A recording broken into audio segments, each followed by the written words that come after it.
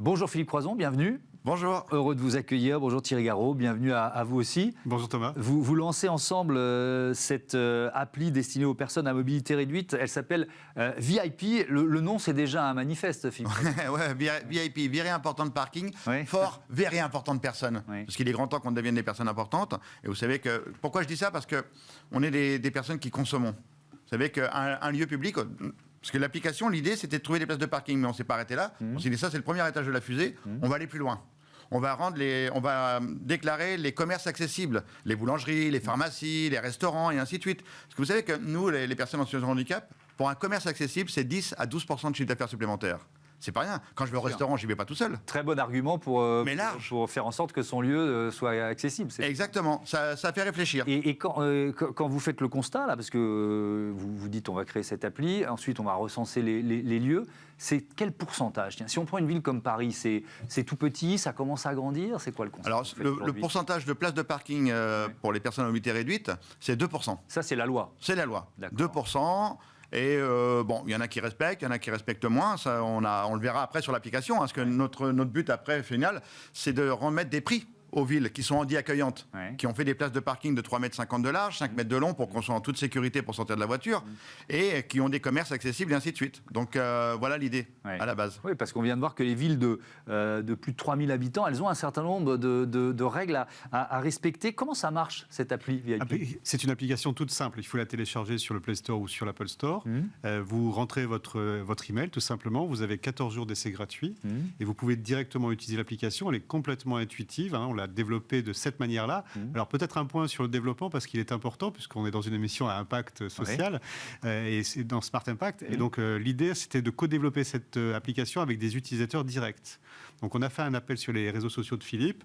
On a reçu près de 500 bêta-testeurs qui ont testé l'application, qui l'ont donc utilisée en fait dans sa version bêta. Et ensuite, on a mis les développeurs dans le groupe WhatsApp privé, ce qui était en fait génial pour eux, parce qu'ils ont utilisé directement les ressources des bêta-testeurs. Et on a pu permettre comme ça en fait de construire une application véritablement coopérative dans son développement et communautaire dans son usage. 72% des personnes porteuses de handicap ont le permis de conduire, 86% confrontés à des difficultés de stationnement. C'est ce constat qui vous a poussé à créer VIP? Mais complètement. Enfin, moi, je fais à peu près entre 100 et 120 conférences à l'année. Donc, je suis à peu près sur scène tous les 2-3 jours. Et quand je vais à Marseille, Paris, Lyon, Bordeaux, ou même dans les plus petites villes, je galère, je tourne en rond pour trouver où est la place. Où est cachée la place PMR? Et là, je tourne en rond, je gaspille de l'essence et je m'énerve. Donc, je me suis dit, mais c'est pas possible. Vous arrivez de mauvaise humeur sur scène, voilà. c'est possible. Alors ça, de mauvaise humeur, ça existe ça vous pas arrive trop. Jamais, ouais. Non, sur scène, enfin moi, je suis distributeur d'énergie positive, donc tout va bien. Et j'étais avec Thierry, on était dans mon bureau, et je dis, mais... Et lui, c'est lui qui me pose la question, il dit, comment ça se passe avec ta voiture? Je dis, en galère. On se regarde tous les deux. Et si on crée une application? Et on a mené ça un peu comme une de mes aventures, que ce soit traverser la Manche ou relier les 5 continents et être pilote sur le Dakar. On a foncé. Moi, ce que j'aime bien dans mes aventures, ou quand on crée une application, c'est on ne se pose pas la question, est-ce qu'on peut? On fait. Si on se dit, qu'est-ce que je risque? Où est-ce que je vais? On s'enlève 80% de chance d'y aller, juste en se faisant peur tout seul. Donc on a foncé, comme deux têtes brûlées, comme d'habitude, et on a appelé des jeunes créateurs, des jeunes développeurs à Nantes. On en a pris 4, et ils ont travaillé jour et nuit. On leur a dit, vous avez 3 mois. Eh ben, et on y est là. On leur a dit le 22 janvier, il faut que l'application soit sortie. Donc elle est sortie le 22 janvier. Et là, elle vient de sortir et elle fonctionne merveilleusement bien. Bien sûr, on va l'améliorer au fur et à mesure. Là, on va rajouter les toilettes PMR dans toute la France, les plages accessibles, la montagne. Et là, on est sur la France. Mais après, notre rêve, c'est d'attaquer toute l'Europe et ainsi de suite. Enfin, de vraiment rendre l'application VIP pour tout le monde. Quelles données l'alimentent? Alors, Parce que quand on crée une appli comme ça, faut être précis. Hein, c'était très compliqué d'identifier en fait la donnée disponible. Il y a des bases de données multiples. Il y a d'autres aussi des applications qui sont sorties, mais qui se sont concentrées et focusées uniquement sur la partie parking. Et nous, le parti pris qu'on a pris avec Philippe, c'est de travailler sur la mobilité inclusive en fait dans la cité. Le parking, c'est pas une finalité. On se gare pas pour se garer en fait. On se gare pour aller quelque part. Et donc, on a recherché, recensé en fait les lieux accessibles, donc les commerces de catégorie 5 avec la capacité d'accès, et on les a identifiés, on les a mis dans l'application. Mais pour trouver en fait ces datas-là, on a dû mixer à peu près une vingtaine de bases de données. donc pour pouvoir les concaténer entre elles. Donc on a fait aussi des partenariats avec des sources libres disponibles en fait sur Internet. On a concaténé tout ça, vérifié, et on est arrivé au chiffre de 500 000 lieux et places disponibles. Et sur les parkings, il y a les géants du secteur sont vos partenaires aussi. Alors, ils vous ont alimenté en données. On peut faire un appel, hein, Thomas, avec plaisir. Rejoignez-nous en fait à tous les grands de la distribution, à tous les grands acteurs en fait du marché et qui ont des places de parking, à tous aussi les commerçants, les artisans qui souhaitent rejoindre en fait l'application et déclarer eux-mêmes la place de parking qui est devant en fait chez eux, ils sont les ou leur bienvenus. commerce qui est accessible. Et pour leurs commerces qui sont accessibles. Et puis s'ils veulent aussi ces acteurs en fait offrir des abonnements VIP à leurs collaborateurs, ils sont les bienvenus.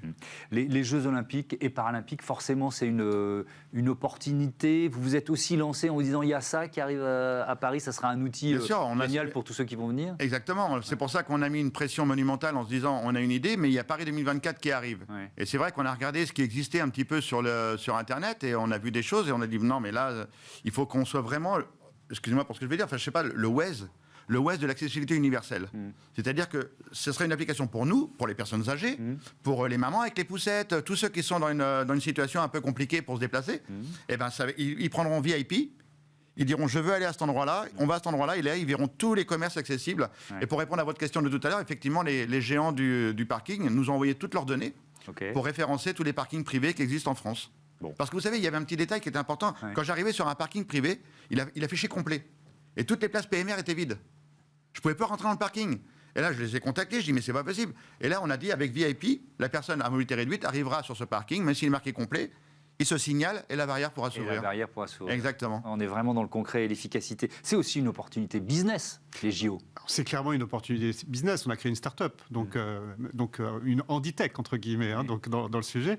Donc on est volontairement en fait, dans cette mouvance-là en fait, de la Startup Nation, en fait, avec l'objectif d'en faire en fait, une pépite derrière, mais tout en conservant une fibre sociétale, parce que les prix, on les a calibrés justement pour qu'il n'y ait pas d'enjeu financier pour quelqu'un qui veut souscrire en fait un abonnement VIP. C'est-à-dire que c'est pas gratuit mais c'est pas cher, c'est ça ? Exactement, c'est le principe. 2,99 € par mois sur l'application, avec un lifetime deal qu'on lance pour l'application à 19,99 € à vie, donc intégrant toutes les features qui vont sortir derrière. Donc on est véritablement fait dans quelque chose qu'on veut rendre accessible pour tous et toutes. Ouais. Les JO, vous serez porteur de la flamme. Ouais, j'ai reçu un mail il n'y a pas très longtemps. Hein. Justement, je peux pas la tenir. On y va ensemble. On la tiendra ensemble. J'ai reçu ce mail là qui m'a fait vraiment plaisir. C'est une reconnaissance du travail accompli, de l'image que j'ai pu représenter à travers le monde sur la traversée de la Manche, relier les 5 continents et ainsi de suite. Et puis aussi le travail accompli avec l'Académie Philippe Croison, où j'ai plein de petits jeunes qui sont capables autrement, parce que j'aime pas dire que je suis une personne en situation de handicap, je suis capable autrement. Et ces petits gamins se préparent pour Paris 2024. C'est la première académie en e-sport privée de France. Ouais. Donc elle est basée à Vichy et j'ai tous ces petits gamins qui s'entraînent. Les sites des JO, ils sont tous, c'est une obligation, ils sont tous adaptés ? Oui, non, mais tous vraiment. accessibles, quoi. Non, mais là je me fais aucun souci. Ouais. Je me fais aucun souci, parce que vous savez pourquoi les Jeux Olympiques et les Jeux Paralympiques sont pas ensemble ? C'est parce qu'il faudrait créer un village monumental. Donc le village, oui, il y a ce laps de temps pour qu'il soit réadapté.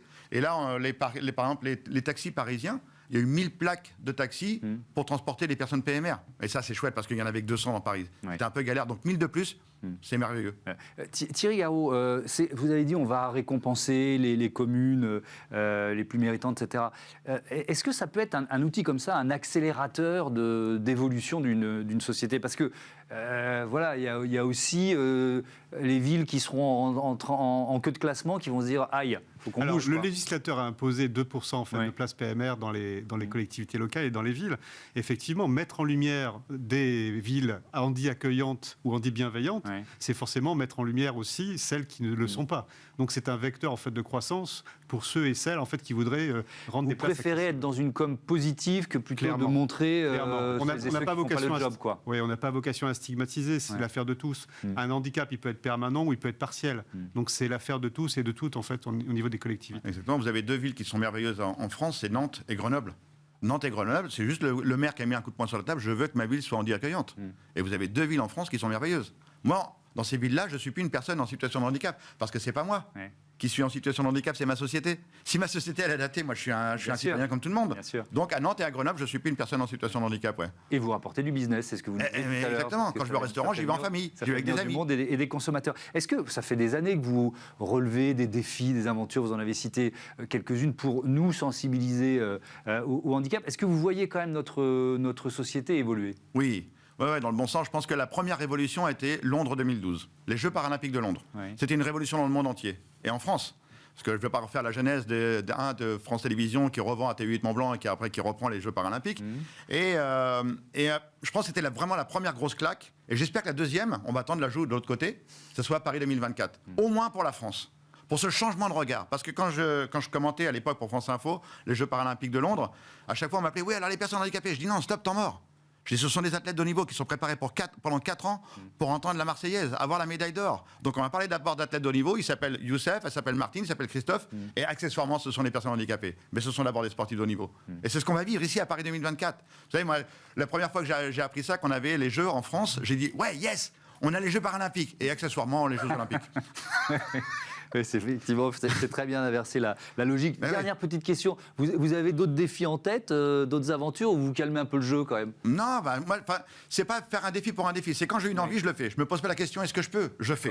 Et donc, j'ai envie de retourner sur le rallye raid avec un véhicule hydrogène. Et je crois que vous allez rencontrer des personnes tout à l'heure qui vont avoir... le débat qui suit. Ça m'intéresse, je vais l'écouter. Bon. Je vais pas être très loin derrière là. Ouais. Et avec GCK, une entreprise française qui ont développé un buggy avec 4 bonbonnes hydrogène gonflées à 700 bars de pression.